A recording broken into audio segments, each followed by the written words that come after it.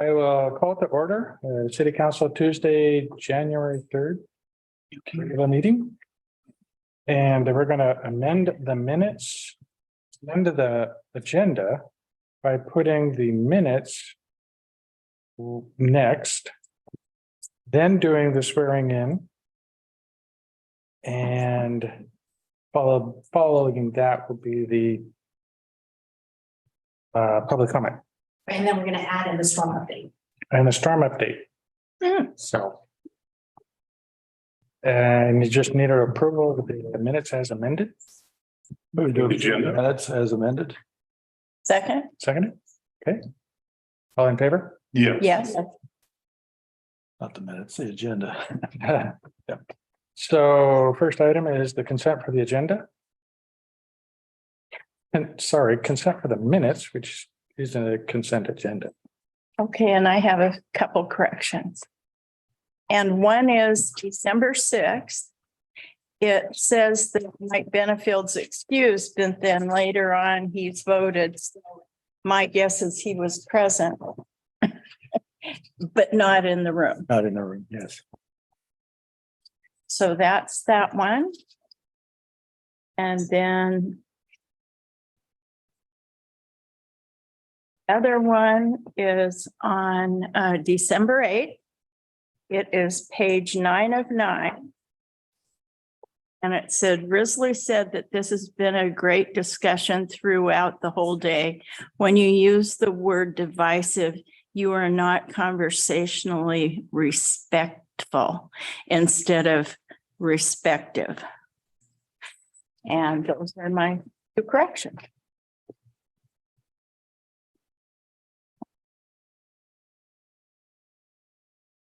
Have a motion on the minutes.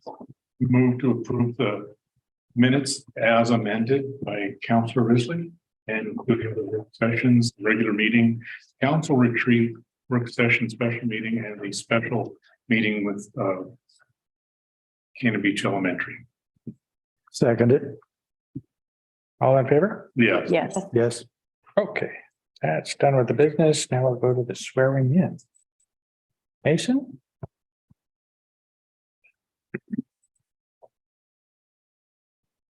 Right up here. Sure.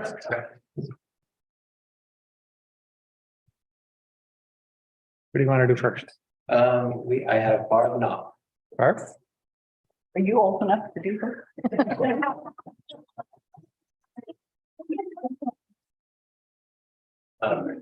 So I Barb Knopf. Solemnly swear.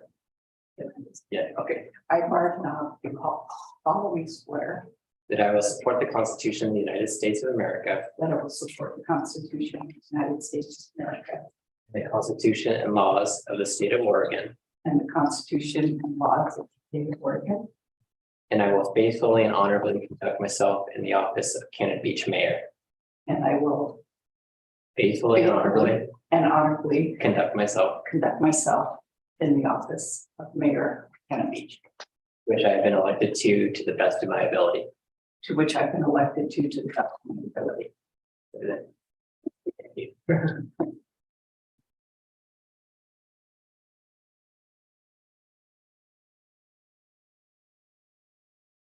And then Lisa Kerr.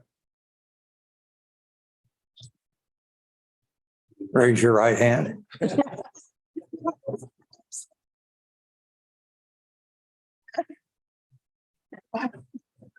Oh, ow. I, Lisa Kerr, I swear do solemnly swear that I will support the Constitution of the United States of America that I will support the Constitution of the United States of America and the Constitution and laws of the state of Oregon, and the Constitution and laws of the state of Oregon, and that I will faithfully and honorably conduct myself in the office of Cannon Beach City Councilor, and I will faithfully and honorably conduct myself in the office of Cannon Beach Councilor, to which I have been elected to the best of my ability. to which I've been elected to the best of my ability.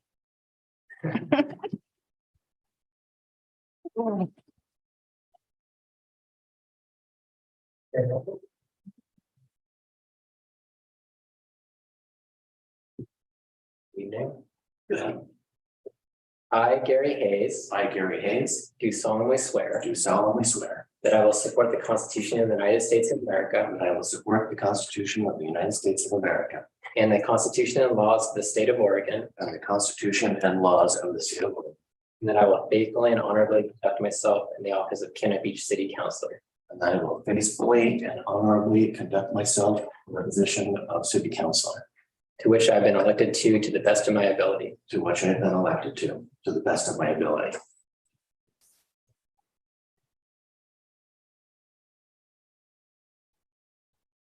I gotta tell you, Gary, this morning, my wife was out on a walk with her dog, and he came to her rescue. An elk charged at them, Oh. and he intervened and threw rocks at it. So I'm thankful for you. Save each other. Thank you. Thank you. Okay, with that, the next item is for the new council, so we shall switch position.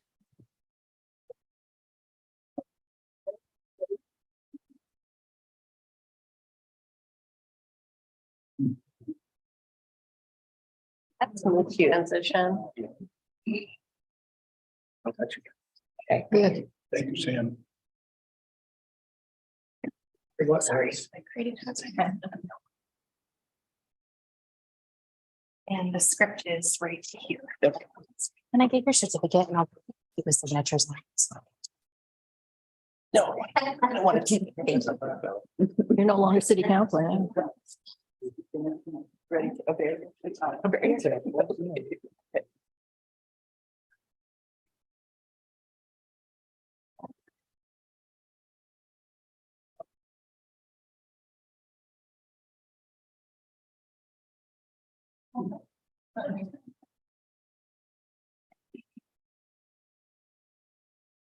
Good evening, everyone. First thing I would like to do is thank once again our outgoing mayor and our city councilors for all the work that they did. They have been through dune management, many hours of dune management, many more hours of dune management. They got us through the pandemic. And I don't know how many hours of meetings they had there and adjusted to Zoom and closures. And we respect and honor them for all of their work. So.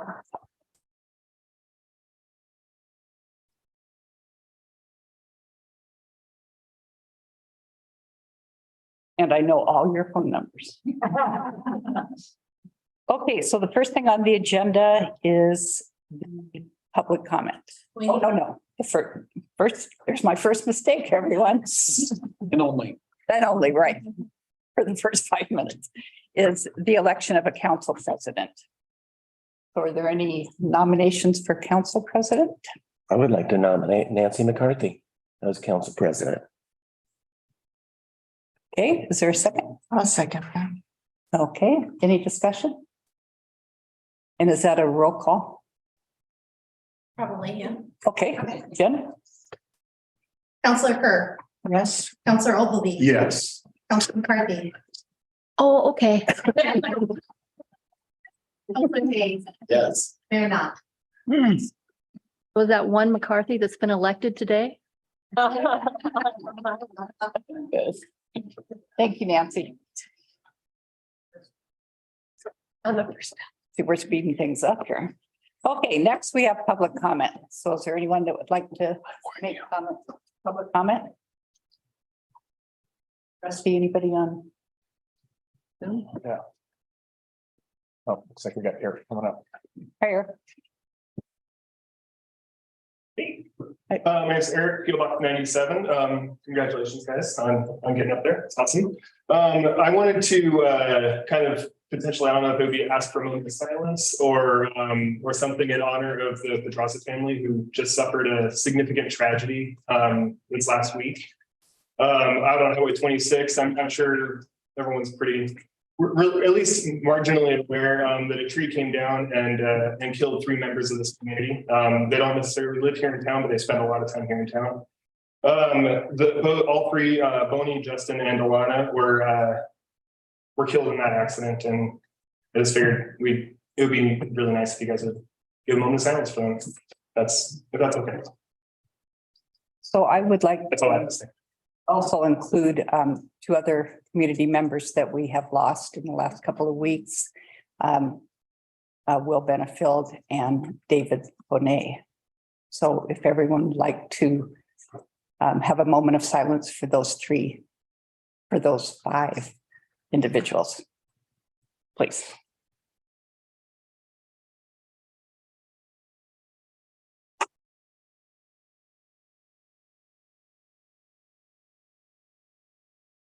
Thank you.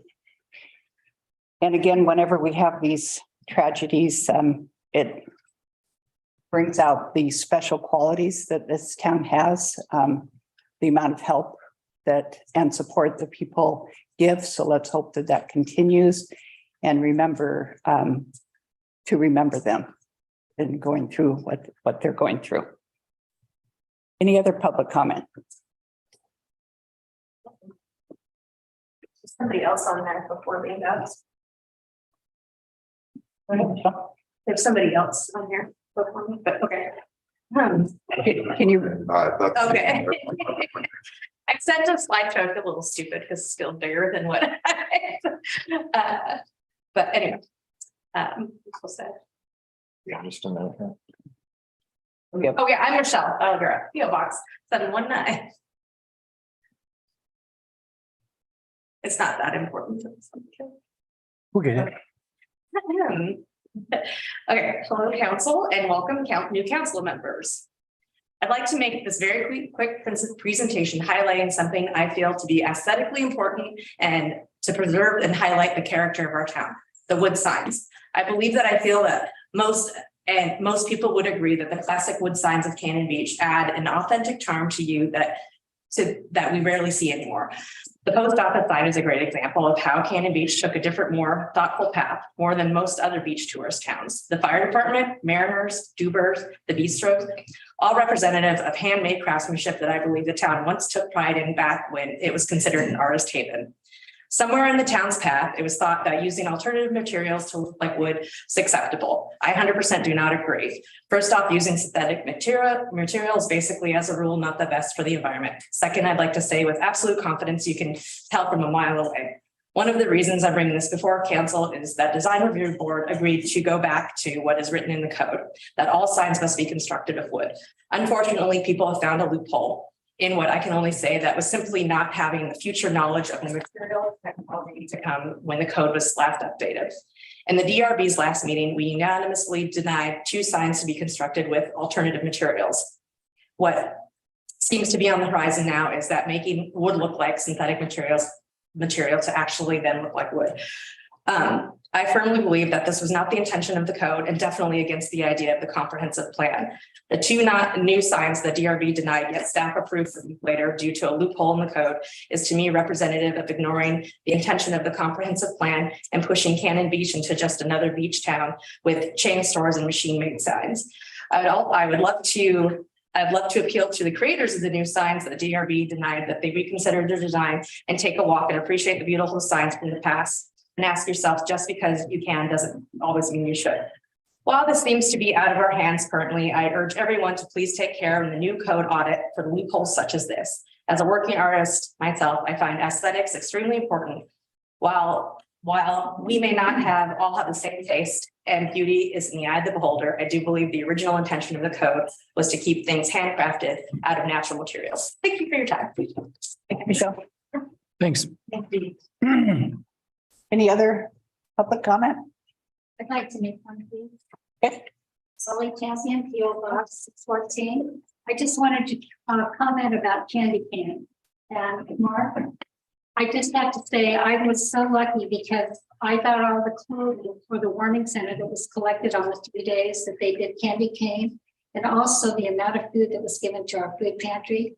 It took me 4.5 days to get all the clothing that was donated from this community to the Astoria Warming Center. And I have to tell you, each time I got up there, some of the members who are volunteering to get that clothing out actually broke into tears. And I just wish I could bring the joy that I get from passing that on to the people in this community that give so well and so much through the year but the amount that was given to the initiation of candy cane was just remarkable. And I just feel like I wish I could pat everybody in Cannon Beach on the back for their constant giving. So I wanted to just report that, and thank the fire department again and their elves. Some of them are pretty different type of elves, but they really did a job. Thanks, Lolly. Thank you, Lolly. And the Chamber of Commerce was involved in that also. Yeah, they were. Thank you. Yeah. Okay, any other public comment? Okay, so we will go ahead and go into our first order of business, which is ordinance 2301. We were gonna do the storm update. Oh, that's right. My Yeah, gosh. sorry. I even wrote it down. Okay, storm update. I And want to we, make your first speech. Ellen. thank you. Only 4 different things for you to do. Just an introduction. Councilor McCarthy contacted us shortly after the big week and weekend that we had from the weather and asked if the council and the public could be updated on the activities that the challenges that the folks were dealing with, and kind of set us for there. Okay, thanks, guys. Yes, thank you. Thank you, Councilman Mayor. And once again, out to any of the councilors, please reach out to us because we don't always know what you're wanting for more information. If you want a presentation, if you just want some updates or an email, please reach out to us at any time. And it was very helpful over that weekend, realizing that you wanted some more information and we'd like to give it to you. And sometimes we can't give you the whole story because maybe it's not done yet. Like even this, we haven't done a complete county after action, but realistically we want to at least give you that footprint. So thank you guys for an opportunity to invite us here tonight, and we'll give you a quick briefing on that. And I want to include the police and fire department on here. And if we have public works here, if you guys have any questions, you got to realize one thing that I've noticed since I've been here is that I don't know what it was like before I was here, but since I've been here, the communication and coordination and the energy in solving these problems is pretty amazing. And this team that works here tirelessly, this is a great example of it. What I want to take you guys through is basically a matchup for the 2007 Great Gale event. If you would have taken this event that happened over a 7-day period and put it into those 72 hours, you would have had that storm. So I want to kind of go through it real quick and tell you what happened a little bit and what were the outcomes in the city and the real challenges we have. But we're going to try to keep it brief. You have a long day tonight, and I want to make sure that this is quick to the point, and then you guys can ask a few questions as we go through it. So this storm that happened, it was a predictable event. And this is what I try to pride ourselves on, is we can handle predictable events pretty well. The one thing that I want to mirror to you guys, though, is most predictable events that are weather related are going to affect our entire region. So whenever you feel like you're outmatched, we are outmatched. It's whatever resources are in this city and our surrounding neighbors are going to be what we're going to bring to bear. And so we knew on the 20th, before it hit on the 22nd, that this great event was going to happen. What we started doing preparing for events was on the Tuesday before the Thursday when it hit, we started coordinating with other emergency management in the county. We started coordinating with myself, National Weather Service, Public Works, police and fire, ODOT, and state parks. When we start pulling all that information together, you have to realize not everybody is totally on the same page. Some people are operating on their own information that they think they know is accurate. And what I try to do is filter as much as possible and get accurate information, back it up with some more facts, and then we start really pulling it together. So you might have agencies or groups like maybe Public Works that start really moving fast because they know what they need to know to get what they need done to get out. But you guys haven't been notified of that. So when we start coordinating these events, we start moving really quick, but you don't see it until it starts already happening. So we're already starting to push information out. We've already confirmed stuff. We've already had statewide and countywide briefings, and we start moving pretty quick. But as you see on this event, it gave us about 36 hours before they recognized the worst case scenario of the cold snap that was going to happen. And that's right in there. If this cold snap hits the worst case scenario, we're going to have a very bad day here on the North Coast. This also was landed with a 7-day precipitation forecast that actually said, not only is this event going to be cold, but you're going to get 2 to 5 inches of rain in this area. So that tells me downrange, we're not only going to have a bad couple of days, we're going to also have some projected floodings and all kinds of other happenings that are gonna affect our area. So as we start doing that, that's when we start putting out information to the elected officials. We start gearing up the emergency volunteers for a possible event that might happen. We kind of put them on standby, and then we all start communicating, not on a daily basis, but probably every 4 to 6 hours. Karen probably communicates more than anybody because she likes it, but and she's also really, really good at it. But realistically, we basically start keeping in touch on phone calls and texts. And if we're using radios, then we start moving that quick communication downrange. And at that point, we started looking at shelters. We started reviewing the shelters. Janae and I walked by the community church and we did a re-inspection, which we'd done recently, but we did it again. And we made sure all of our equipment was ready to go. And we communicated with the leadership there and we told them, in this situation, this is what we'll open this shelter in, and gave them some comfort of, okay, if this happens, we can expect it. So this part is where I wanted to tell you, that's what I was doing. I wanted to hand it over a little bit to Chief Reckman to let you guys know what was he doing in that moment on early Thursday. So really the event that happened to us on Thursday happened Thursday night. About 6:40, we were dispatched for, it's reported with semi that was jackknifed across 101 and milepost 28. When our duty officer got up there, what he found was not only there was a semi across there, but there's multiple cars around that semi. And the road was slick, it was raining, the freezing rain was there as we had predicted. About 8 p.m., I was sitting down the junction of Highway 26 and 101, shutting it off there. And to make it clear, we weren't shutting the highway down. The highway's already shut down with the cars in the semi. All we were doing was keeping more cars from piling up there. It was 28 degrees at the junction and raining hard. So that's already building up the ice at the junction. ODOT sanding truck around 8 o'clock tried to go up the top of the hill and couldn't make it up there chained up. At that point, we were on the phone with ODOT, had Seaside Fire go down and block off 101 at the U Street because we were getting traffic coming from Seaside, coming up to where I was, the junction. And I'm saying you can't go any farther. And now they'll turn around and go back to Seaside, or they're trying to go out Highway 26 and they're getting stuck out there because there was a semi blocking the highway at the 53 junction. And so it just became a bottleneck. And so we're trying to keep everybody back at Seaside. At 11:15, I tried to drive up to the where everything was, because by that time at the junction, it had warmed up to about 30, 33 degrees. Everything was breaking up. I'm like, okay, can we start getting these cars out there? At that time, it was 24 degrees at the top of the hill, raining hard. So we were still building up that ice. Ultimately, we were there till 3:30 in the morning. Till that warm front started moving in and started breaking everything up. In total, we had 37 cars and 56 people stranded on the top of Cannon Beach Hill. I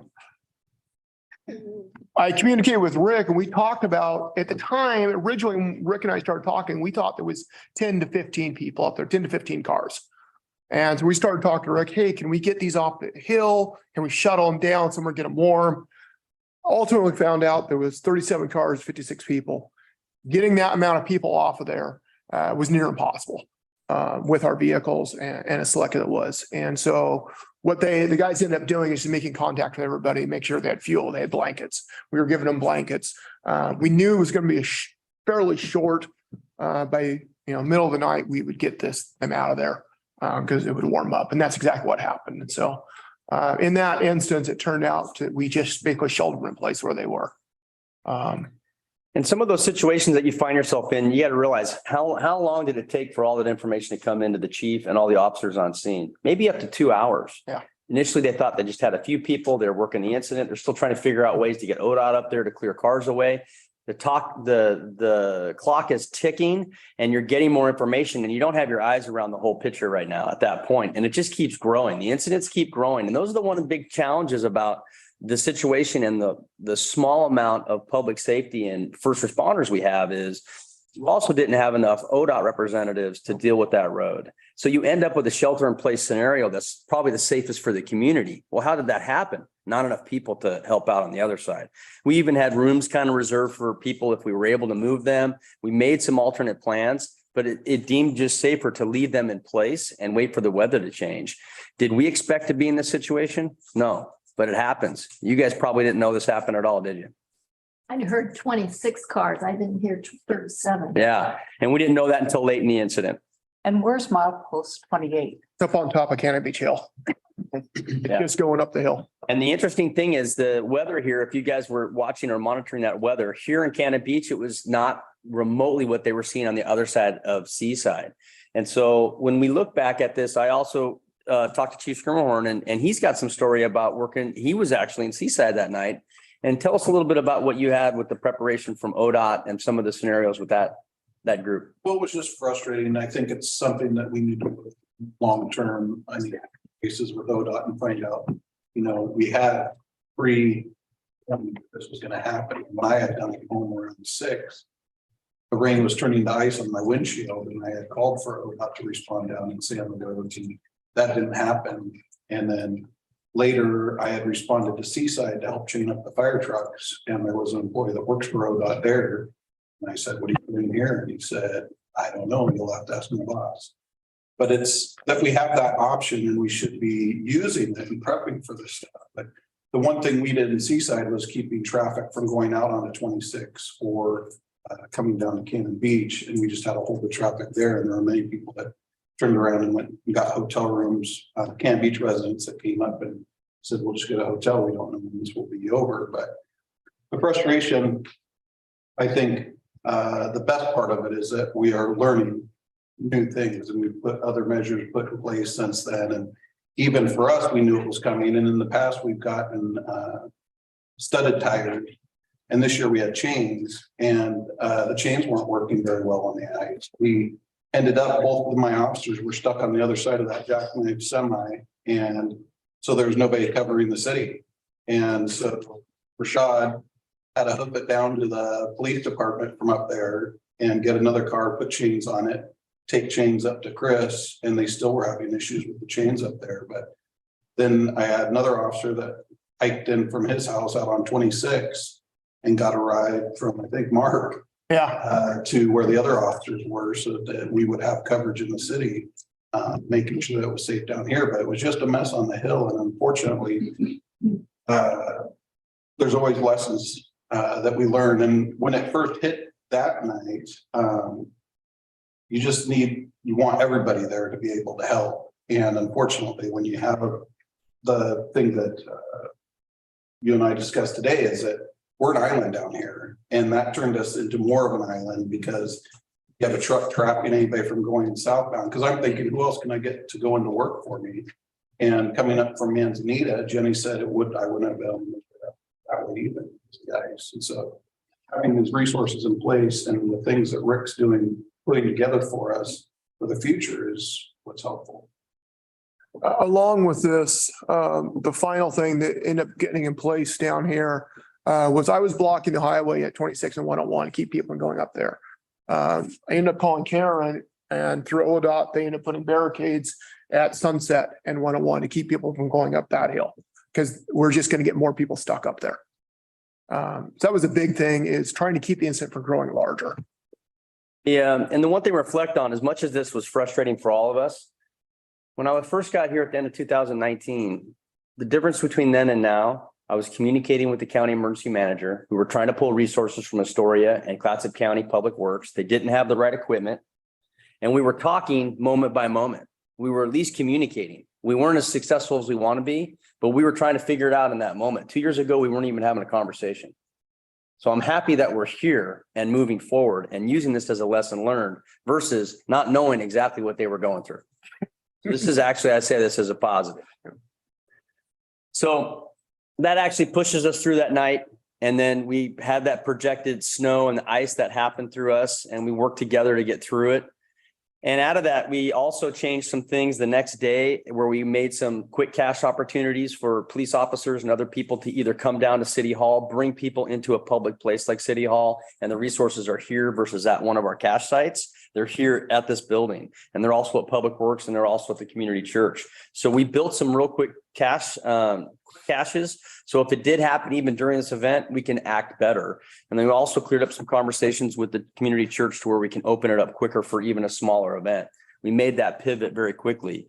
And it's important to be able to do that because as we looked at these weather events that were going, what we were being hit with is the 26th and 27th and 28th were all of a sudden going to go from advisories to warnings in all these areas. Gale, high wind warnings, high surf warnings, storm warnings, flood warnings. And we just got over the king tides. King tides of the 22nd through the 24th. So everything was starting to hit at the same time. And so that was our big concern about how does this city operate with this type of Mother Nature bringing down its bear on us. And it was doing fairly well, but we were trying to get ahead of it and stay ahead of it. And then at that time, we also had the wind warning and 3 to 4 inches of rain. That was going to get us down there, and we tried to do as much as possible. And then what was happening in the rest of the state? They were functioning with a frozen gorge. Other parts of the Portland metro area was in trouble. And at that time, you had Astoria that was starting to have a lot of problems because they're right on that wind channel. We were actually doing fairly well, and our city functions really well with moving a lot of water. But overall, there was nobody coming to help us. And even during this period of time, you had other public municipalities that were needing public works agencies to come help them. And that's that Ore Warren that we just recently signed that contract to share those resources. And so you had other parts of the state that were really getting impacted. So we were on our own. So what happened those next couple of days after that is we had downed trees that crossed the roads. They closed the state parks due to trees. We also had a poor use of resources for tree removal where you have first responders out there doing a lot of tree removal to where they're not the most trained, but it's not about their training. It's really about their application. They're not really the right people to be out there to be doing it because there's other duties as a sign that they need to get done. And then you also had damage with below ground infrastructure. So you had trees and root systems that were also impacting the city. What made us find that? Public Works and Ion Water knew that they had a leak that was pushing and they couldn't find it in the city, and they found it within 36 hours. Yeah, that's our SCADA system, not Ion. SCADA system. I thought that was amazing. They found a broken pipe within 36 hours and not only saved the water, stopped the leak, but also controlled it. Okay. And they started restoring power to, one of the things that happened during the restoration of the power coming on is we had problems in City Hall. Rusty, can you add to a little bit about your IT equipment that was damaged? Well, the power was causing some issues with the batteries and the equipment that powers up all of our gear in here. So we end up losing some batteries and some equipment that messed up some configurations that I had to reprogram. So those are the things that we don't really count on, but they do happen in these storms. And these storms that we do have some damage that is lingering. This is one of the big trees that came down in the ECFR that actually our public works team safely removed that from the path, which I wish I had a videotape of that. It would have been pretty impressive, but they had to use contractors that are on call. One good thing about that is we have contractors and they were put in place already this year with contracts, and they were also hired before the storm hit. We had 2 of our excavation companies that we have contracts with, and they did work before, during, and they're still doing cleanup today, right? Still doing recovery efforts. So that's one thing that's very, very important that we have in place now is that we have contractors that are here and they're working during the incidents, and we don't have to figure out how to make that work. It's happening. But we had to utilize their skills and expertise over the past week. Rick, do you know what caused the power outage? That was a down power line. Do we know where it was? There were issues at the Bonneville station. Really? The power had. Really? And then that impacted out on the 26th and it snowballed from there. Huh. But we did have some serious damage right by Brandon's place off of Beach Street, right? They had that transformer that was torn down. I was gone the entire time and Oh, were you? Sorry, look. You missed the whole thing? You missed the 5 trucks that were on your street for about 12 hours? Oh, my goodness. My goodness. So even though that power outage happened, we also had some local outages that were pretty major that they had to do some reconstruction infrastructure. And it had everything to do with trees. So this is a little bit more about the fire response from the fire district's perspective. We kind of had two responses. We had the 26th. It started about 8 in the evening with a landslide in Memphis 28. And from that point, it snowballed from there with one thing after another within minutes. In all, from 8 o'clock in the morning till about 2 or 8 o'clock at night to about 2 in the morning, we ran 11 calls for down trees, down power lines. And then kind of what Russ was saying with the fire alarms is when you start getting power outages, it starts messing with fire alarms. And so we start getting calls for fire alarms. We pretty much know what it's going to be. We still have to go investigate them. And that kind of all died down about 2:30 in the morning. And everybody kind of went home. And then about 10 in the morning on the 27th, it started up again. We ran 13 calls on the 27th. That was all done with a total of 9 staff and volunteers in 4 vehicles and just running from one place to another. This is a coordination again between us going out and looking at them. Dispatch is overwhelmed because they're trying to do us, Seaside, Gearhart, Hamlet, LC. And so a lot of it we're doing on our own. We're calling dispatch saying, okay, we're out on this one. We need you to notify BP&L for this one. And they're just making a whiteboard. After we go out and realize what it is, we can't move the tree. It's sitting on power lines. Okay. Then we're calling Public Works and they're bringing barricades out and blocking off the street because who knows when PP&L is going to be able to be there. And so there's a lot of coordinating between ODOT, PP&L and Public Works and fire, even police. We'll be blocking off one side of the street and police are blocking off the other side. So there's an absolute ton of coordination that goes on throughout these events. And as they step back, I'm trying to contact the county and get with other county officials and bring in more resources to back them up and support what's happening. So a lot of these things that you may not know that's going on when you're at home is we're trying to make those things happen and then keep supporting them, including running around all night. All night. All night. And a lot of people question, why are we going out and cutting the trees? Why are we worried about getting the roads open? It's access. The whole point of us going out is getting roads open. So if there is an incident in that location, in that area, we can get access to it. Falcon Cove is a big concern to us because there's only really one good way into Falcon Cove. And so we do spend a lot of time driving the Falcon Cove roads, making sure we can get down Falcon Cove Road and Cove Beach Road. As well as there's several in town here. Ecola Road is a very big for us beach. Those one way in access roads. This last slide I wanted to provide for you is kind of to answer the question that Nancy left with me at the end. What do you guys need to know and what can you guys do? So I wanted to go with the challenges and then some successes. The challenges are realizing that any regionalized event that we have, any of them, we're going to be on an island. That's not something for us to be intimidated by. It's something for us to challenge ourselves by. So we need to basically make sure that we become a resilient and a reliant city. And I think we've done a very, very good job over the past few years for that. I think we're getting better every day. The other one is improper use of resources causing more issues. The key is to realize that that's going to happen. They're going to get pulled to do those duties. And so what do? We plan for those events and we continue to build and grow for those small events. And that might be more equipment, more people on call, more planning. We even had some public works people that had to sleep in their vehicle because they had to stay and staff their positions. And we didn't really plan for them to have a bed. And so we made some temporary functions like that, but we need to do a better job and make it to where there's something that works for them. That's just an example. Planning for one type of event where it presents itself, and then also having mental flexibility is what we need to bring to bear. If we expect this, but this happens, we need to be really focused on changing that event. And Janae and I went through that on the phone one morning after we were frustrated. We didn't react the way we wanted to.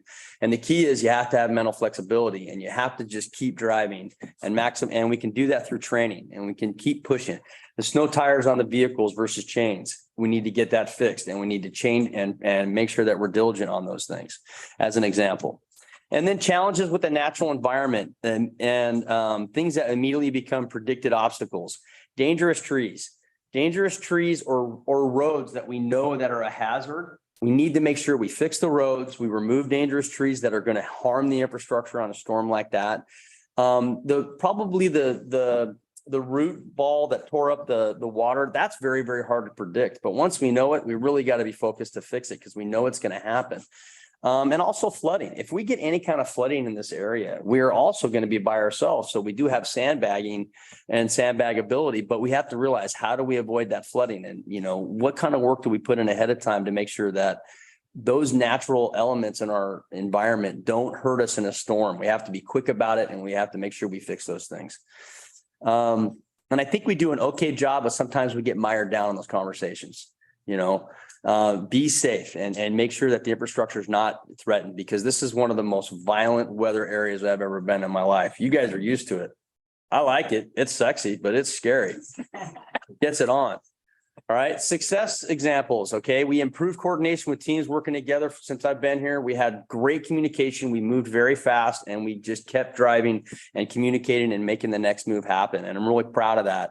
Also radio communication. I heard Public Works on the radio, and then we were using our backup radio system, and that worked really well for us. We didn't have to rely on it very much at all, but it was being utilized, and I was very proud of that. And it didn't fail. We had power failure at the North November antenna site, and the battery backup worked that system the whole way through the incident.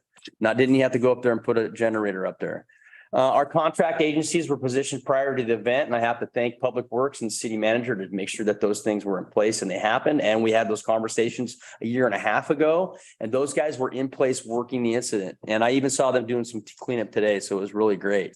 Effort from the Clatsop County Emergency Management Office. They weren't very effective, I'll be honest with you, but we were talking and we were trying to make things happen. Believe it or not, our little footprint was the biggest hazard. They had this whole county to deal with. And what happened to us on that ridge was the worst of it. And they couldn't help us. It was a mess, but we're hopefully going to get that fixed. Rapid detection of damage assessment with the city.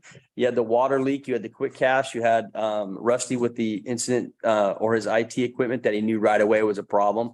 We recognized those problems quickly during the incident and tried to fix them before it was over. That is fantastic. It doesn't get much better than that. We communicated directly with the officials and want to improve outcomes. And that also includes the fact that in the future, when these things happen, please let us know, and we'll try to get you as much information as quick as possible.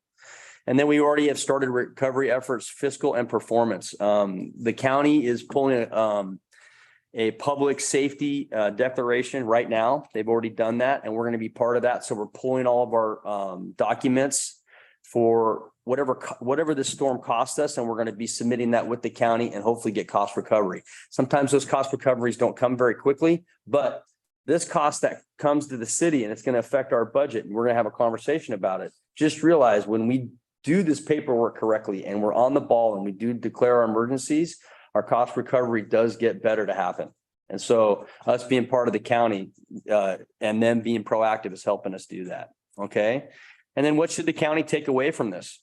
Support for resilient programs and improving resources. When we talk about budget or we talk about planning, we want you guys to be inquisitive. We want you to ask questions, tear it up, tell us what you think, but there's a reason we're bringing it to you, because we have to deal with it and we have to make it happen. And we can't just ask someone to help us. It doesn't work like that. We got to figure it out. So when we have those conversations, that's where we're asking you guys for that support. And it's not about just saying yes to money. It's saying yes to having the concept of how do we do it? And it takes time to get there. The TSP is one of those things that are just sitting on there. Can you become a safer city in a major storm with a great TSP? Yeah, you can. Those are the kind of things that I'm interested in, but those are the conversations that we need to have together, and it will affect us in a major storm. It will. So do you have any questions for us? On the freezing event, when did 101 reopen? About 3:30 in the morning. And whose decision is that? How does that go? It was kind of our decision as fire. ODOT kind of left it in our hands. Is we don't have the authority necessarily to close 101, but I was on the phone with the ODOT manager, and because he was after us to open, and I said, I can open it, but you can't go anywhere. You got a semi across the road and 37 cars up there. You can't go anywhere. And so the decision of reopening was when we could move the cars. When the sanding truck can make it up the hill and get sand down there, and we could get sand under them and get them off the road. then it opened itself. It seemed like we dodged one there because the initial forecast was for a second day of freezing weather in the beginning. And fortunately, it warmed up much earlier. I'm assuming you're making plans for how you're going to get people off of the hill if it remained freezing. Absolutely. Yeah, and if it would have been colder for another 2 days when the winds hit before the power outage, Yeah, it's 2007 all again. yeah. Bad day, bad day. Were there any injuries? No. None at all. No, nope. It was just people stuck on the ice. Yeah, Madam Mayor, our folks did a great job. And it's operating the way that we have, only much better because of the people that we've got in planning and all that. As a county, we can do much better. I'm used to working with a model where the county would have pulled people together 2 or 3 days before, talking about what might we be facing. And the fire chief can be talking and saying, well, what if we have to close the road because it's iced over? And then they can be talking about whether or not they'll be able to put sand down and all these other things. And then the county should be the focal point. It was kind of interesting. My daughter, who works for emergency management, was at our house. And she got a call for some people that were in I don't know if it was a warming center or whatever, but it had totally iced over. The place where they normally get food, which was a pizza place, was closed. And nobody could get to this place because it was on halfway down a hill. And so she's trying to figure out from our house what roads are even open. So I can tell, like if I have to find a restaurant, at least here, before we can take anything in. And that's the kind of thing that all of us should be reporting to the county. So we can call the county, say, hey, we've got to do a delivery. What route do we have from Cannon Beach, or what route do we have if we could find a restaurant? And none of that is happening. And so instead, all the people that are the first responders are also the emergency management in an ad hoc way. And it doesn't have to be like that. It doesn't require more people, but it has to require a commitment from the county to say, all right, we will do that. We will open up the EOC, which really didn't, I didn't even think anybody was at the EOC. But we will open this up 2 days in advance. We will have the planning department tracking what roads in each city are, and we have to tell them what we've closed and not.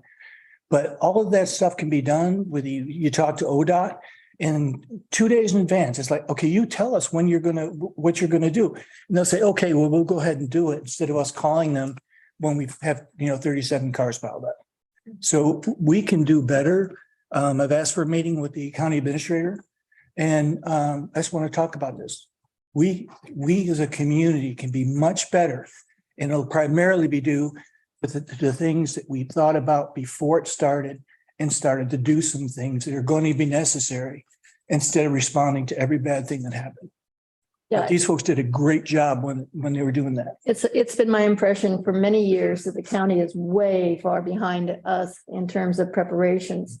And I'm hoping that with the new emergency services director that they have, it sounds like, Rick, from what you've been saying, they're starting to think about. To get some traction. They have a long way to go, and I'm hoping to be part of that energy that pushes them. This is one of the first times the Emergency Operations Center opened in 12 years?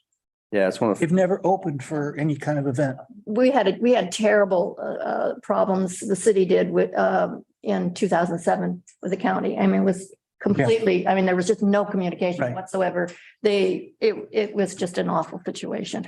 And hopefully it'll improve. Yeah, I was just really happy that the EOC was open a couple of days ahead of time, and we were communicating even when the event was happening. I was like, okay, we're not doing very well, but we're talking. We're at least better than we were 6 months ago. Yeah. Bruce, if I could touch on something before we close, I want to touch on the comment Rick made, because previous public comment, our public meeting where we made comments about my employees sleeping in their trucks, I needed to find. Yeah. The dynamics that wasn't talked about tonight that was happening for Public Works. This is pretty much a normal event for us in storms outside of the accident up on the junction where we were helping close the highway. what was happening in this storm was we had a tremendous amount of rain in a short period of time. What that does to our pump stations is those spill levels are happening a lot faster and those pumps are running constantly. So when you see Andrew's article that's going to come out in our city bulletin here tomorrow, I speak about that. And so the wastewater guys are out on the streets constantly with Trevor and I. We're doing town checks and we're monitoring those flows because it comes to a point where your infrastructure can only keep up so much and an overflow happens. And we have to document it and report it and go through all the steps that we've had to go through in years past. And so when you have conditions like this, it's by the hair of your chinny chin chin that the system's able to keep up. Thank you to the council for giving me the money in the last 2 years to be able to make some of the improvements we did because we got through this storm without any mishaps. But Marty lived in Seaside and he couldn't get to Seaside and back. So when the guys were taking their 2-hour sleep breaks and we were relieving each other, Marty couldn't get home. He didn't want to come stay in the boss's spare room and he didn't want to bunk on the couch because he was afraid there would be an overflow. So he hunkered down at one of our largest pump stations that was really at its max. And he stayed there. So they did a great job. He stayed, and again, to his credit, he was coming, wherever he was coming in and he stopped at this lift station. I don't know if he was scheduled to do so, but he went to the lift station and found that the water was much higher than what it should have been. And so he went around and he knows his stuff and found a little problem that was like it was jury rigged for something to happen or to turn on or whatever. And it didn't. And so he fixed that. And then when we say he's sleeping in the truck, he knows how high that water is. And he knows that all the backup things have to be running and all that. And he didn't want to go far. And so he stayed in the truck and kept getting up and checking. And these folks are operating on 2-hour sleep. That's their sleep break.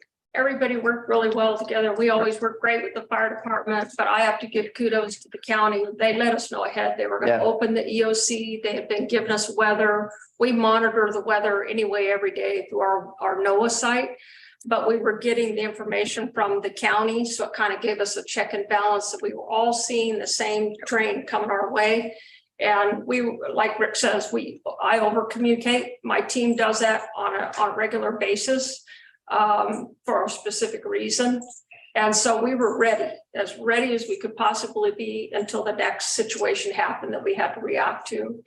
But the accident, the junction definitely gave us an extra added when you got flow levels high and trees coming down, you're out there running. So.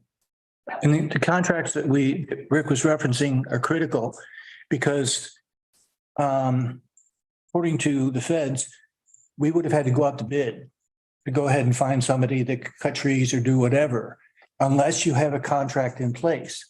Then you can, in your contract and your rates and everything are there.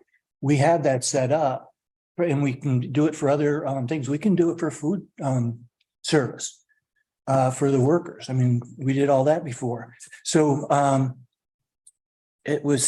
sorry. Yeah, but that's really important. And like when you get into a bigger event, if you do really, really good on insurance and your reimbursement from FEMA and everybody else, you're looking at about 80% reimbursement. And so if everybody hasn't done the paperwork, if everybody didn't fill out their daily sheets, if we didn't get the contract right, it's going to cost, it'll be out of pocket.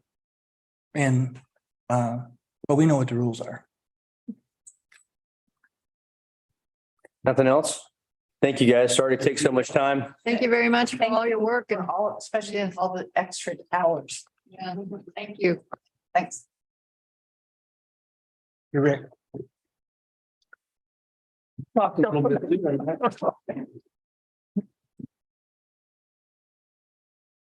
Know why everybody's leaving. The fun part is going to start. Yeah. It's 23:01. Yeah, why are you leaving? Okay, now I believe we are ready for our regular business, which is 23:01.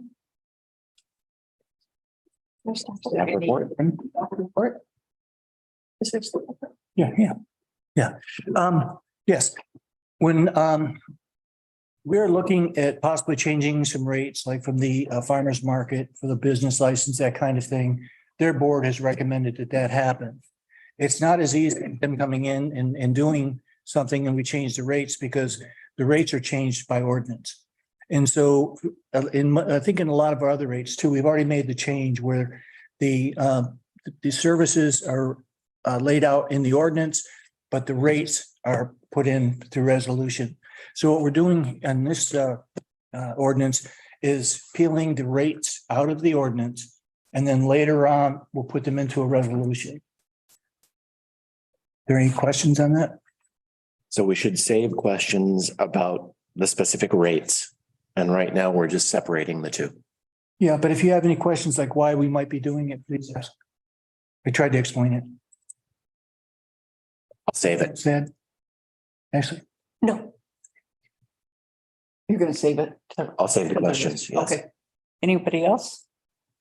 So this just makes it easier and more flexible to change the rates instead of having to go into the main body of the Yes. municipal code. Okay. Yes. So I will move to approve the first reading of ordinance number 2301. Second? Okay, so I'm going to read it by title only. Ordinance 2301, an ordinance amending the municipal code by amending chapter 5.04.060 business license fee imposed. Is there any other discussion? Okay, roll call. Counselor Ogilvy, Yes. Council President McCarthy, Yes. Counselor Hayes, Yes. Counselor Kerr, Yes. Mayor Knopf. Yes. Okay, so it's a unanimous, so now we will accept another motion to approve the second reading. So moved. Thank you, Gary. For a second, okay, And just for clarification, this is the second reading and to adopt. and to adopt, yes. That's why he said so moved, okay. So now I'm going to just read it by title, ordinance 2301. An ordinance amending the municipal code by amending chapter 5.0.060 business license fee imposed. Any discussion? Okay, roll call please. Council President McCarthy, Yes. Counselor Hayes, Yes. Counselor Kerr, Yes. Counselor Ogilvy, Yes. Mayor Knopf. Yes. So ordinance 2301 has been adopted and will become effective 30 days from adoption. Okay, now we'll move on to the second page. Resolution. Mr. Bulldog himself is here. Well, if I would have known Rick was powerful. Right. But welcome and welcome all of you. Wait, yeah, the wrong item. Oh, sorry. Yes. Stay right there. You want me to make another entrance? Oh, Please, please. We enjoy. hang on. While you're waiting, you can make a PowerPoint. Okay, so Bruce, you're gonna have Yes. this one. We're dealing with resolution 2301. We just passed ordinance 2301, and that took the rates out of the ordinance and said we can do it by resolution. We don't have a resolution yet. And so resolution 2301 will establish a business license fee resolution. I wish we would have. Questions? Wish we would have done this a long time ago. Did staff or previous council consider any other changes to the fee structure for business licenses? No, well, I can't say that. We have not gone through the fees yet. This sets it up that now if you want to change a fee or do whatever, you can put it in through here. You have a vehicle to do it without doing an ordinance. And we'll be talking about business licenses. We'll be talking about the SDCs. SDCs, the service fees you pay on new construction, all of those. And so we'll be more active with that around budget time. I don't know if this is the right time to ask this question on the business license fee schedule. Mhm. Can I ask a question on that? It says $200 for initial application. This is for short, I guess for transient rental. 200 for initial application and 75 annually. I thought we raised that to 400. This is just the business license portion, This is just the business license. not the Okay. actual application renewal. Okay. Okay. Yeah. I know we raised it. Any other? So approving this, are we approving Exhibit A as the rates? Check. Yes. Okay, good. Then I do have a couple of questions. Okay. So is the $10 farmer's market business license an annual license? Yes. And it entitles whoever gets that license to participate for like 2 or 3 hours at our farmer's market 15 times a year. Okay. And they were getting the full $75 license for a long time. During COVID, we reduced it. And I don't recall exactly, I don't think we lost a whole lot of people like we thought we would. But now that we're back, we talked about the problem with the food trucks because this is the only place they have to do it and keeping up with their reporting requirements. And to get as many people in here, I mean, the farmer's market is not about how much money the city can make from it. It's a service. It's an activity. And so looking at, well, we can go ahead and get the rest of that $75 from each one of these places, or we can have a better experience if we can get more people in. And so that's with the trade-off that we're looking at here. So it was 75, it was down to 10 for several years during COVID. And what they're saying is we want to improve the product. We think that this will be a way to do it. Okay. And if a business already has a Cannon Beach business license, then they're not charged this? You mean for the farmer's market? Yes, to appear to be a part of the farmer's market. Honestly, I don't know that. I only know a couple that are, but I can get that answer for you. I don't think they don't need it separate. Okay. Yeah, they can do it under their existing business license. Yeah, I was just wondering, so those people, can they just buy a $10 farmer's market license and then they have an annual business license? This is just for farmers. Okay. Changing everybody. Good try. And that's clear in the way that it's stated here. Believe so. I was not clear that if this was for a single day of the farmer's market or whether it's an annual license. It's an annual for a season. That's 15 Tuesdays. Okay. Yes. Other questions? Make a motion. Move to approve resolution 2301 for the purpose of establishing a business license fee resolution. I second it. Any more discussion? I second it. Okay, thank you. Roll call. Counselor Kerr, Yes. Counselor Willoughby, Yes. Council President McCarthy, Yes. Counselor Hayes, Yes. Mayor Knopf. Yes. Okay, next, Jeff. PowerPoint. 2302. Jeff Adams. Let me get him. Try it again. Yeah. So yes, I'm here for resolution 2302. It's the purpose of approving increases and decreases to the FY 22-23 budget by making an interfund transfer of appropriations, community development budget amendment. And this one, the first one here is for our legal fees, which is our consultant. And I've done you a fancy little graph there of every time that we go to Aluba and what that does to my heart rate and to this chart. And you can see it increases our budget by about 30 or 40,000 every time we go to Aluba, with the Court of Appeals even being more fun, or the Circuit Court, I'm sorry, being more fun. And we go, so we've had 4 really over the past year we've been dealing with. And you can see that increase in our rate. And so I'm here to request a $40,000 increase. And as you know, I hope that the code audit process and the update in our ordinances, which is the next one that I'll be bringing you, will help this cause. I really think that you'll hopefully see a decrease of that once we get some new ordinances approved. Yeah. I thought that oftentimes the prevailing party in a LUBA case or a court case was awarded attorney's fees. It's very rare, but it does happen. It happened in the city of Salem, most recent one, but it's a fairly rare one.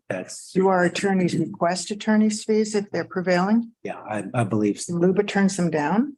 I don't think they get turned down as far as I know, but My understanding that he's correct. It's a really significantly high bar to get attorney's fees at LUBA or frankly in a circuit court case, especially for a governing body. So we've gotten no attorney's fees back, even though we've prevailed on quite a few of these cases. In talking about the increase in our legal fees, Jeff, I don't think that we've lost either at LUBA or at the circuit court, and at least in our time, right? I don't know. So this is not a matter of sloppy work or poor work. It's more of a sign of the times that land values and things are very high, and so the stakes are high. And it actually shows, our history actually shows that we do a good job on these cases because we continue to win when somebody is challenging them. So this is not a bad job. This is a good job, but other people that are thinking that taking us to court might make some more money. Well, and I also think it has to do with the nature of the people who are taking Cannon Beach to court. We have a lot more very, very wealthy people coming into town who want what they want. Yep. And that has been the three of these cases were all the same petitioner. So, yeah, you know, the Roberts were the petitioner in all three of them, and they are willing to spend untold amounts of money to get what they want. And so is the same was true in the Hamid case. So I think even if with the code audit, we're going to see a problem in that as the plaintiffs are more and more, you know, have the resources to sue the city, they'll continue to do so. They will. And that's a good point. And my experience is that we have to have the resources so that it doesn't appear we're not going to defend. Right. So, I mean, we don't spend it if we don't have to go. Yeah, this does seem to be the result of maybe four parties. Roberts joined by Haystack LLC, and then maybe Hamid, and I don't know if there's one or two others in that mix, but Hamid was a single family home that was misled. Yes.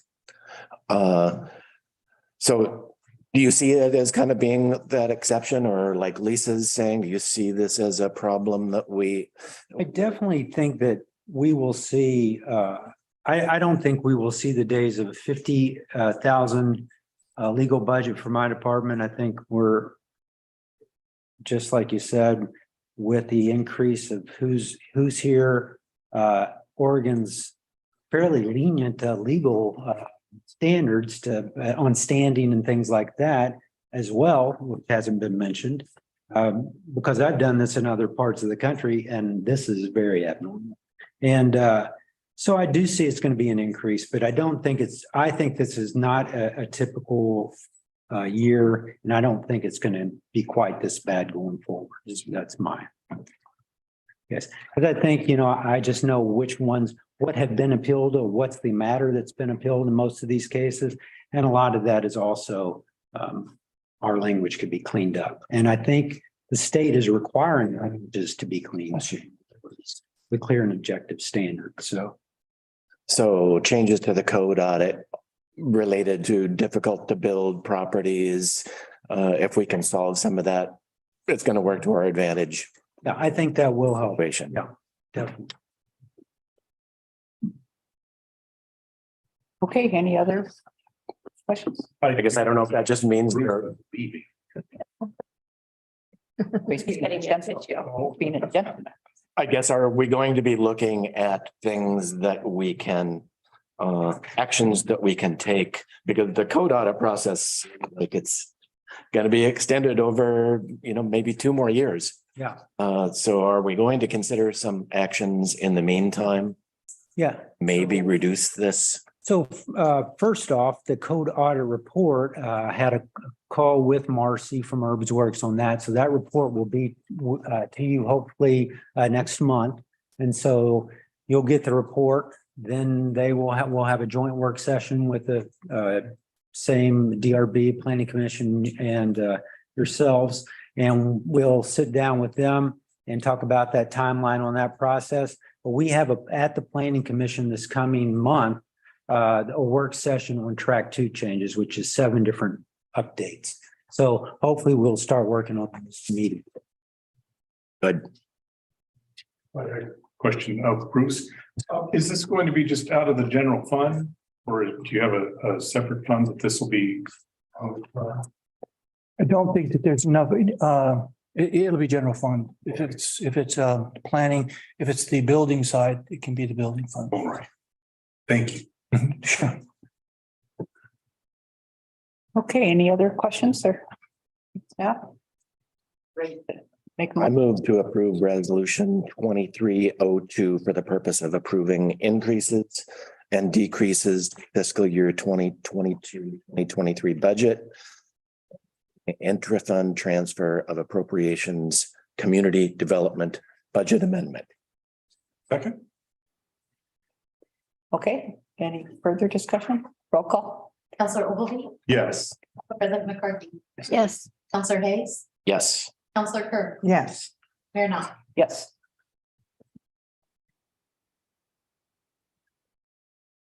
Hey. This one? Since the next one is Jeff. Yeah, so this is a consideration of resolution 2303 for the purpose of approving increases and decreases to the FY 22-23 budget by making an interfund transfer of appropriations and approval of the Herbs Works supplement. And so when we hired Herb Works, that was for the code audit, which, as I just said, will be coming to you in next month. And that finishes that portion of our contract with them. The next portion is their recommendations that come out of that, which will, of course, the amendment changes to our text amendment of our development code. And so they have given us a scope of work and contract, which I've included, that shows an $85,000 contract with a contingency of $45,000. It's written so that if you do have the contingency or they need to go to the contingency, it will have to come back before you to get that approval to go into that. So I recommend that we adopt this and move forward with the actual text amendments that we're all looking forward to. I concur. Questions? I have some questions. So the contract, the actual contract agreement itself for consultant service. So what is the time period of this contract? They said 1 year. I do not believe that one. Okay, well, Yeah. isn't that really important that we have that nailed down before we agree to it? Well, I think I believe it will take 1.5 years to do this at least. But I can tell you with Cannon Beach, that's wishful thinking. And So- I'm happy to change. Well, no, I'm just saying that a contract, it seems to me, should have in the language. I would like that as well. But I'd honestly, the way we've worked with these is that we've gone past pretty much everything done with any consultant that we've had. I mean, we did it with the TSP, we did it with this one. So if we stick to the amount and do not spend above that, to me, is as good as a time frame. So you're saying that this is supposed to go to the end of the fiscal year 2023? No, it's not. I don't think there's a date set on what this is through. This is to not exceed. So we don't have a end date on this. Okay, And this process does include a lot of public comment as we move along on each item. It will be. So that's what's going to take so long. and is Exhibit A online? Yes, This, but it's not included in our packet, so. attachment A is not on here. Exhibits keeps talking about Exhibit A and I couldn't find it. Attachment A, I'm not. Attachments. Exhibit A. Mhm. Yeah, it says exhibit, but it turned. Number one, it says consultant agrees to complete the services set forth in Exhibit A within the time frame provided in the Exhibit A, but I don't see an Exhibit A. Yeah, so, yeah, I don't see it either in your, so yeah, scope of that, the scope of work that should be included in there. Yeah, I mean, wouldn't, And like I said, it's best case scenario a year. I would definitely love to see that. I think it's gonna be, don't you think it'd be more responsible for us to approve this if we could see the Exhibit A and had a time frame in the contract itself? I mean, do you agree with me or? yes, I agree. But that's a great point. And if, in an option you have is that we can we can bring this on the 10th and set a special meeting so that you can take action, so we don't really lose the time. And you should have this information in front of you. And I apologize that you don't have it, but we can take care of it that way, or we can move it all the way to February. I don't think it's necessary. No, you did next, yeah, the 10th sounds good. That was a good catch. So while I'm, I have another question. So in section 5.2.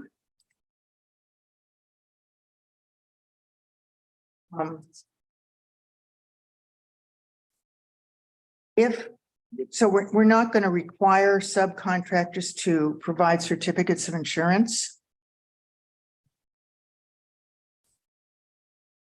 Is that right? I believe it says of section 4. 5.2. Go back to section 4.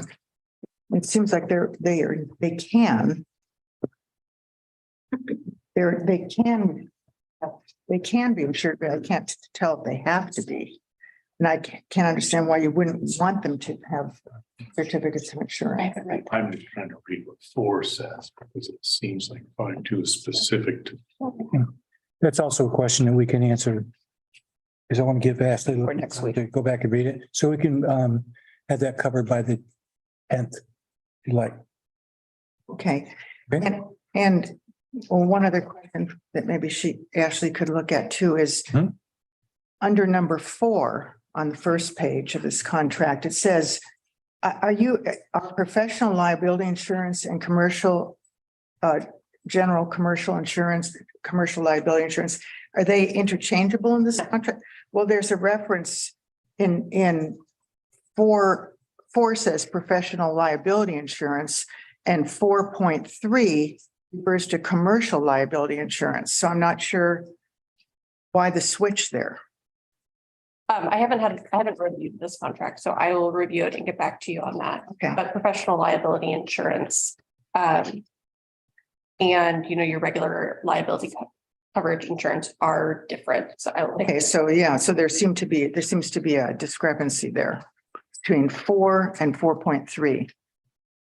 And so I would like to clarify, should we come back with you guys? Generalized. Date certain that you would want this contract through, or do you want to just stick with the not to exceed limit for? So I have a comment about that. So a lot of times contracts do have termination language. This contract, and I have not reviewed it, but this contract appears to be written as on a project basis, when this project is complete and or when the funds have expired. You also have very lenient termination language in the contract. So if at any point this contract becomes problematic, it's very easy for the city to get out of. I haven't worked with Jeff on this, but if time is of an essence, that might be one of the reasons why we would want to have a date certain. But from what I've been gathering from this conversation is that they're providing a service for us. However, because of the public component of Cannon Beach, it might be us that extends out the process. So it makes more sense for it to be a dollar amount or project based But from my perspective, from a legal perspective, we have the ability to end the contract pretty easily if we want to. And so that's sort of what I'm more looking at. Okay. I have a question. Are you, Oh, yeah, I'm done. on number 3, just clarification of what this means. It says, it says city, CIT, I guess it's city, I guess it's the city, is interested only in the results to be achieved, and the conduct and control of the work will lie solely with the consultant. Can you explain what that means exactly? Does that, oh, I can take that one. Yeah, I'm not the lead. So this is just relationship with the parties. So we are hiring a consultant. And one of the things you want to be really careful in these sort of contracts is that you're not creating an employment relationship. And so the relationship of the parties, again, I haven't read the specific language of this contract, but typically this provision says that we are hiring consultants, we are paying them for their work, and we are receiving an end product. Because just calling somebody a consultant from a legal perspective doesn't actually make them an independent contractor. Independent contractor has to have the ability to control their own work and deliver you a final product. So that paragraph is just making sure that that relationship is really clear. I guess the word conduct, it says it's the conduct and control of the work. And it seems to me the conduct would be also, we would be also, you know, conduct to me means participation or doing the work, helping to do the work. The city is helping to do that work. Right.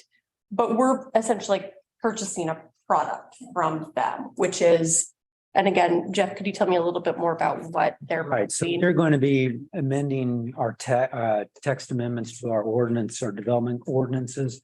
And so they'll be doing that work. And, you know, yes, we will set up meetings and things like that for them. They're doing that actual product of writing those ordinances. So they're not coming in and we're saying you have to do that work between 9 to 5 at the city premises. And then, you know, throughout the process, our supervisor is going to be checking your work. You're going to be an actual consultant where we hire you to do that and then you bring it back to us. That doesn't mean that we won't be able to set the parameters and control what those public meetings will look like. Okay.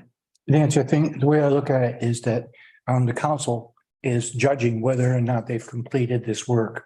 And when, you know, you can go to the next section or whatever. So you have to participate, but it's still theirs to bring work on. Okay, I just want to make sure that the conduct and control of the work, it just sounds like they've got all the toys and we're just watching them play with them. I mean, There are. we're not participating in the actual conduct of the code audit, that they're doing everything and then we're just kind of sitting there watching it. We'll see how you feel after about 10 meetings. You're not, whether or not you're participating. But won't Exhibit A lay out what they're actually, when we see that? Yes. It's hard to even think about this without seeing Exhibit A. Right. And that should be. My bad. So Jeff, the initial code audit project, the scope of the work was intended to leave us at this point. Yeah. To give you a, what's wrong with the ordinance or what's wrong with the ordinances to not get us to the comprehensive plan vision. You know, what's that gap there? And then what are the tools or the avenues that you can take to correct those mistakes? So did we anticipate a second phase of this? Yeah, it's usually. And why did it not show up in a budget somewhere? Because quite frankly, you could go out to bid again for this. For, you know, another round of RFP type thing. And so usually you'll see a visioning and then you'll see the code audit and then you'll see, you know, kind of a 3-step process. So normally that's how it's often done. But if you like who you're working with, often that's continued to the next. And I think they've done an excellent job. I agree. It feels like we didn't anticipate this portion, so we're amending the budget. for something that we anticipated but didn't include in the budget. Yeah, I think that because we did not see this as, the one contract at that time. Yeah, Gary, you're correct. But I think what happened is that at the time that we were doing the budget, if you think about it, it was maybe 7 to 9 months ago. I don't know if we knew where we were going to end up and what the scope would be and those kind of things. I don't remember having a conversation where we said, well, maybe we'll look at it when we finally see it, or if it was just admitted somehow. But I believe that that's the way the process is going. Okay, can I actually answer some of Councilor Keir's questions? Yeah. Sorry, I had a chance to review. So the professional liability insurance, how it's used in section 4 and then used in section 4.3 are interchangeable. I was thinking professional errors and omissions insurance, which is a different type. So those are interchangeable. Should we change it so that they're the same? Otherwise, I think That it's, consistency is Yeah. great. And then your other question was about subcontractors, the consultants. And yes, this does not require, they're not subject to the same insurance requirement in subsection 4, but that's subcontractors, the consultant. And if you look at the indemnification language, the consultant actually indemnifies the city for all actions of the subcontractor, and then would be covered by their insurance. okay, so they're not going to be required to have their own certificates of insurance. No, but I'm sure that the contractor will require them to have some insurance because then they would just go after them. Okay, That's exactly what happens. Yeah. The company we hire asks their subcontractors to carry the proper amount of insurance. So he sets us with so supposed to work. Okay, so any other? And did you guys on the date or the, would you prefer the date certain, or are you okay with the language as it reads now with the project level? well, without seeing exhibit A, I can't answer that. Right, I think that's something we'll have to discuss next week after we've had a chance to see it. Okay, and you do want it brought as a part of a special meeting, a separate meeting on tap. Yep. Okay, good. And while you're reading attachment A, think about what you want for a date specific. Or if it's necessary. If it's necessary, right? Yeah, the final result seems like the most important thing, but also we got a lot of work to do on the code, and a lot of it we want to make sure gets done in a timely manner. So Yeah, but you have to have a contract that makes you feel comfortable regardless of how much of a hurry you're in. Agreed. Okay, All right. thank you, Jeff. Thank you. Go dogs. Should have said we were gonna have that special meeting on January 9th. Okay, so next we have action items and discussions, the intergovernmental agreement between state parks and the city of Cannon Beach Police Department. Jason, you ready? Sure. Okay. Or Ashley, or? Yeah, I can start out. So Ashley Driscoll, City Attorney's Office. I'm going to pinch hit for Emily Matazar, who worked with Chief on this contract. But this is an intergovernmental agreement or cooperative agreement between the city and Oregon Parks and Recreation Department. And essentially what it does is it authorizes members of the Cannon Beach Police Department to cite and to enforce the OARs for Oregon Parks and Rec. It's just part of an expanded cooperation between Cannon Beach Police Department and the parks in order to maintain order and make the parks enjoyable for everybody. The IGA is a pretty standard IGA between local governments. It is similar to the last contract we talked about, that there is no end date. It is a rolling contract with good termination language. So if at any time it's not working for either party, it can be terminated by just notice to the other party. The benefits to Cannon Beach, again, is expanding the cooperation, providing a good service to our community. It also can provide additional revenue because the citations of the violations of those OARs, the administrative rules for Oregon Parks and Rec, are cited into municipal court, and Cannon Beach would keep any fines. I don't think it's designed to be revenue generating. I think it's designed to be a continual partner with the partnership with the state. One other aspect to note is that we do not have any obligation to be patrolling or enforcing in Oregon state parks. If we happen to be there as part of our additional patrols, we see something going on, we have the ability to cite, not the obligation to. So Chief, anything additional to add? It's really nothing that we haven't been doing. That's just giving us a little bit more enforcement rules that we can enact there, and it will be a great partnership with them. I think you're aware that State Parks has been a great help working with us on the 4th of July. And so it's just helping continue that relationship. And with Televana Park, we've ran into issues recently with the overnight camping down there, and they are working on a gate down there. And so having us who are already down there able to enforce it would make it a lot easier for them and us. Will this apply also to the beach, our own beach, not just Televana, but the entire beach? Yeah, yeah. Were you unable to cite anyone who We was? sit under theirs, but it would go usually to circuit court. And working with them now in the municipal, we can put it here. And we get to keep this money from the citation under this. Yeah. So I think that's cool. Well, it just promotes public safety too. You don't have to make a phone call. You can react. Yeah, I think it's a good idea.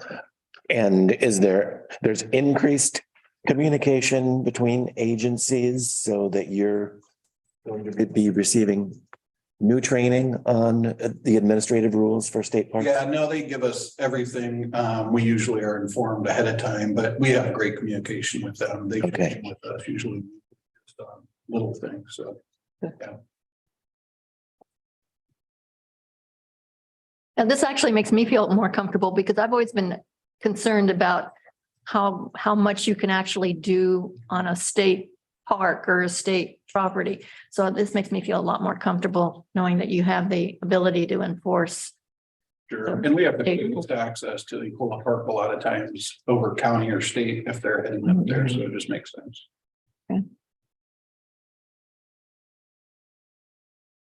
Other questions?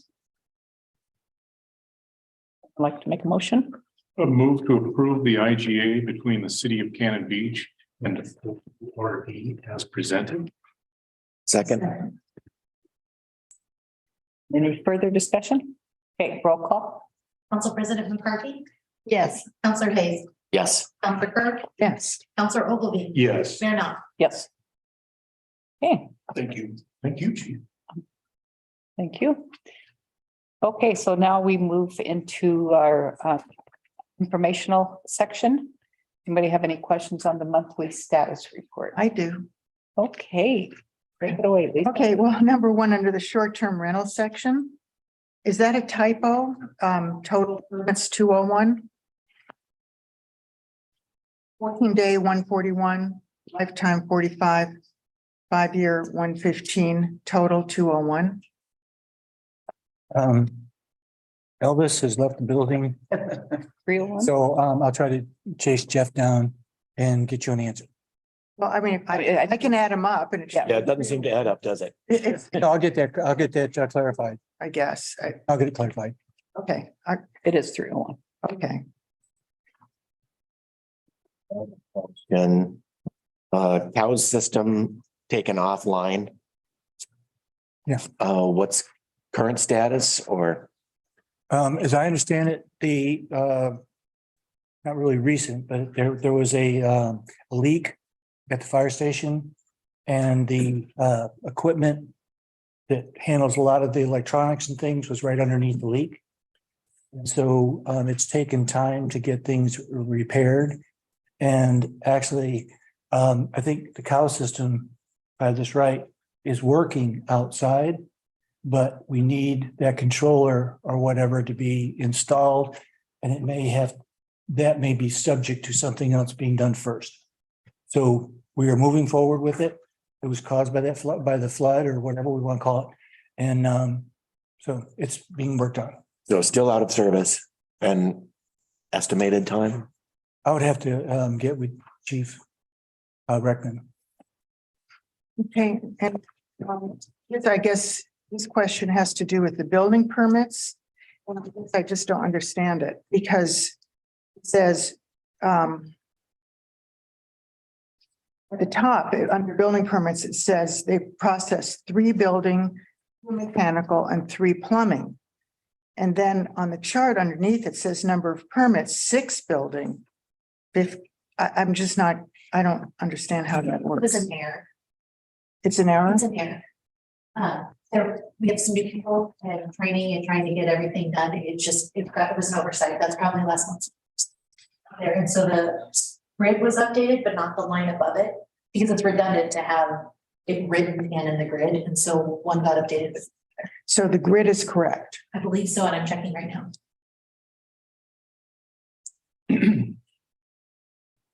On public safety, is it okay if I go ahead, Jen? Yeah. Local security checks, 3594 in November 22. And 2010 in the previous year. What's going on? Depends on how busy they are, if they're able to do it, but they're just going and checking different areas. They have a check sheet that they go. Okay. On each shift, and I think there's 22 different places they need to check throughout their shift. This is not in response to something. This is just improved security checks. Okay. And those numbers have been going up for the last. Yeah, it really varies on how many officers we have and how busy they are. What kind of buildings do they check? What? Really just your house. Oh, okay. And how come they didn't find out that my garage door was open all night last night? Somebody could have walked in. No, they have different areas that we normally get called to or that we'll have people around. So there are important areas that we check. I know that all the cash sites are listed on there. Areas in the downtown business where they get out and walk around, make sure it's secure. City Hall, obviously, in the middle of the night, making sure the doors are secure. So these aren't really residentials. No. Okay. We do have separate ones that we do for residentials. They're the vacation checks. And that's not on here, but that's a vacation check. If somebody goes out of town for a while, we'll go and check their house, just make sure that it's good and their cars are where they're supposed to be, that type of thing. Okay, I have a couple answers for you. So yes, the grid is correct. That line is not. I actually removed that line last month or the month before when I did it. And it's just a different template that got used. Okay. So that is incorrect. And the 5-year unlimited number has a typo. It's actually 15, not 115. Oh. So Okay. that is where that one came from. It's been going down. So it is a total of 201. Yep. Still not doing that. And for the building permits, it doesn't tell you what kind of buildings they are, or, and if you want that information, you'd have to. Yeah, that's not information that's included on this report. If that's something else would like to have in the future, we can discuss that and put whatever information it is you guys want. Okay. Maybe that's something we can add. The retreat. Yeah, Add that to my list. yeah, that'd be great. Any other questions on the?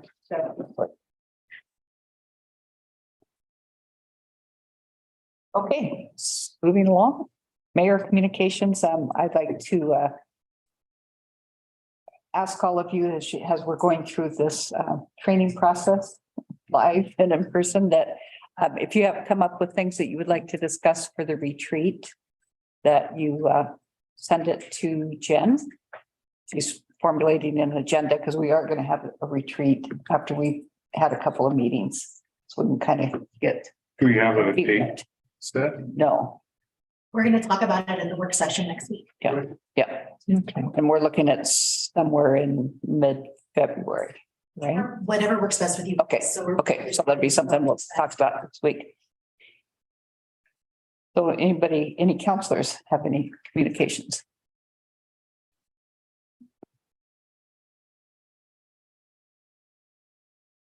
Staff have anything? Just great job, Barbara. That means I'm in trouble. Great job. Okay, anything for good of the order? Okay, the meeting is adjourned.